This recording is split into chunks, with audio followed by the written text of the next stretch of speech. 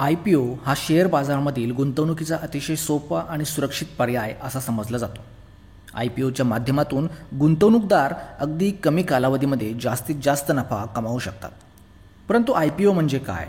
तर IPO म्हणजे initial public offering, यालाच मराठीमध्ये प्रारंभिक सार्वजनिक ऑफर असं म्हटलं जातं.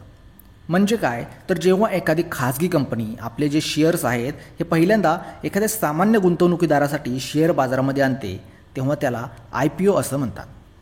या प्रक्रियेमध्ये कंपन्या त्यांचे शेअर्स जे असतात हे गुंतवणूकदारांना विक्रीसाठी खुले करतात, ते शेअर बाजारामध्ये लिस्ट करतात, ज्यामुळे गुंतवणूकदार त्यामध्ये आपले पैसे गुंतवून जास्तीत जास्त नफा त्यामधून कमावू शकतात. आणि हे जे भांडवल कंपन्यांना जमा झालेलं आहे त्यामधून आपल्या कंपनीच्या इतर विकास कामासाठी, आपल्या कंपनीच्या विस्तारासाठी गुंतवून ते आपला देखील विस्तार वाढवू शकतात. जर एखाद्या उदाहरणाच्या माध्यमातून समजून घ्यायचं म्हटलं तर समजा तुमची एखादी कंपनी आहे आणि तुम्हाला त्या कंपनीचा विस्तार करायचा आहे, कंपनीची जी व्याप्ती आहे ही वाढवायची आहे आणि त्यातून जास्तीत जास्त नफा कमवायचा आहे.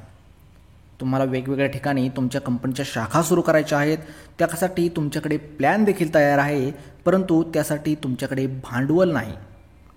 अशावेळी सर्वात सोपा उपाय हा IPOचा असू शकतो, ज्यामधून तुम्ही तुमच्या कंपनीचे काही भाग भांडवल शेअर जे आहेत हे बाजारामध्ये विक्रीसाठी खुले करू शकता, ज्यामध्ये गुंतवणूकदार गुंतवणूक करून नफा कमावू शकतात.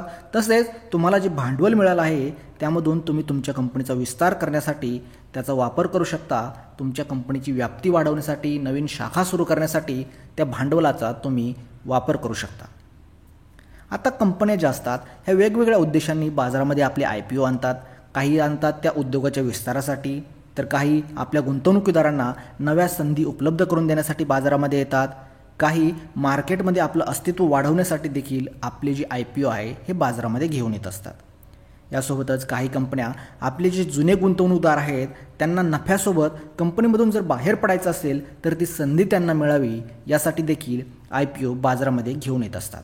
म्हणजे एक सरळ शब्दात सांगायचं झालं तर IPOच्या माध्यमातून कंपन्या आपले शेअर्स जे आहेत हे स्टॉक एक्सचेंज म्हणजेच आपण NSE आणि BSE जे म्हणतो त्याद्वारे लिस्ट करतात, ज्यामुळे गुंतवणूकदार त्या शेअरमध्ये गुंतवणूक करू शकतील आणि त्या कंपनीमध्ये काही प्रमाणामध्ये आपली मालकी देखील त्या ठिकाणी तयार करू शकतील.